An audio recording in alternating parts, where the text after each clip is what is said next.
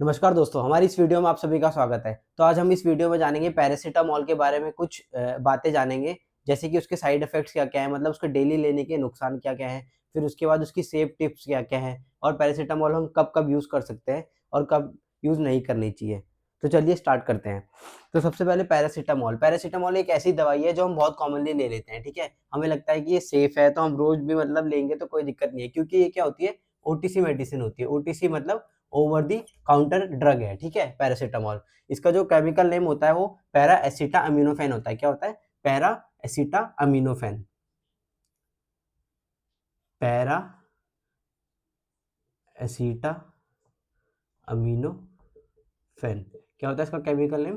Para acetaminophen. ठीक है। अब इसके जो नुकसान है वो क्या-क्या है? मतलब अगर हम डेली ले रहे हैं तो उसके नुकसान क्या-क्या है? सबसे पहले लीवर डैमेज, क्योंकि पैरासिटामॉल जो होती है वो क्या होती है? लीवर में ही मेटाबोलाइज़ होती है। मतलब मोस्ट ऑफ द ड्रग्स जो है, जो प्राइमरी मेटाबॉलिज्म होता है उनका कहाँ पे होता है? लीवर में होता है। तो अगर हम रोज़ लेंगे तो उससे क्या हो सकता है? लीवर डैमेज हो सकता है। बाद-बाद में लीवर में क्या हो सकता है? एब्सेस भी प्रोड्यूस हो सकता है, मतलब लीवर एब्सेस भी हो सकता है और भी लीवर की गंभीर बीमारियाँ हो सकती हैं। फिर उसके बाद फैटी लीवर हो सकता है पैरासिटामॉल अगर हम डेली लेंगे तो। फिर लीवर फेलियर हो सकता है और हेपेटाइटिस हो सकता है। हेपेटाइटिस मतलब लीवर में इन्फ्लेमेशन हो सकती है। तो ये जो है धीरे-धीरे पता लगता है, जब तक ये सिम्पटम्स आते हैं तब तक लीवर में जो इन्फ्लेमेशन है वो बहुत बढ़ चुकी होती है। मतलब बिलिरुबिन, बीआरटी वगैरह क्या होता है जो बहुत बढ़ चुका होता है। बिलिरुबिन हो गया और क्या कहते हैं बिलिरुबिन हो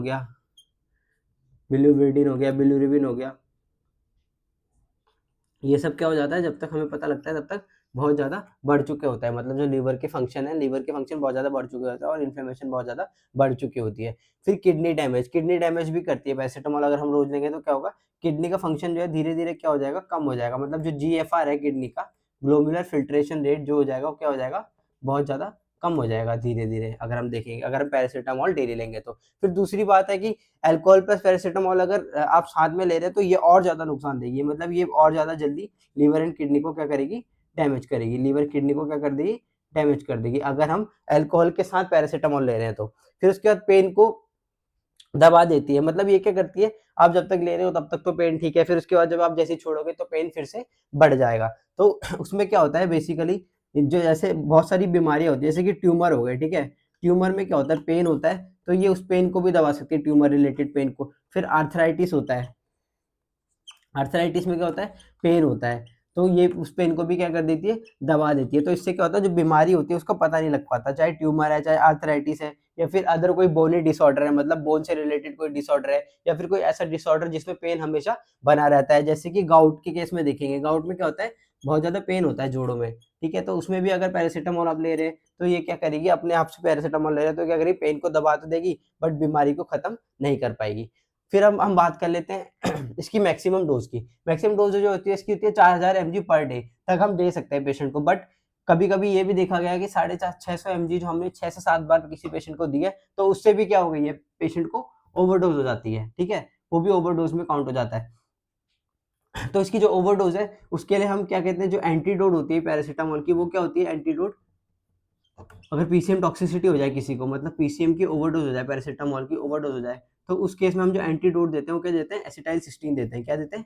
एसिटाइलसिस्टीन नामक एक ड्रग होती है, वो देते हैं। एसिटाइलसिस्टीन क्या करती है, इसकी जो टॉक्सिसिटी है उसको खत्म कर देती है। अब इसकी सेफ टिप्स क्या-क्या है पैरासिटामॉल की यूज़ करने की? सबसे पहले इसको जो 6 से 8 घंटे से पहले रिपीट नहीं करनी चाहिए कभी भी। मतलब अगर पैरासिटामॉल ले रहे हैं आप, तो 6 से 8 घंटे से पहले कभी रिपीट ना करें। मतलब एक गोली ली, फिर 6 घंटे बाद दूसरी गोली या फिर 8 घंटे बाद दूसरी गोली। तो 6 से 8 घंटे से पहले कभी रिपीट नहीं करनी चाहिए। फिर दूसरा आता है अल्कोहल प्लस पीसीएम।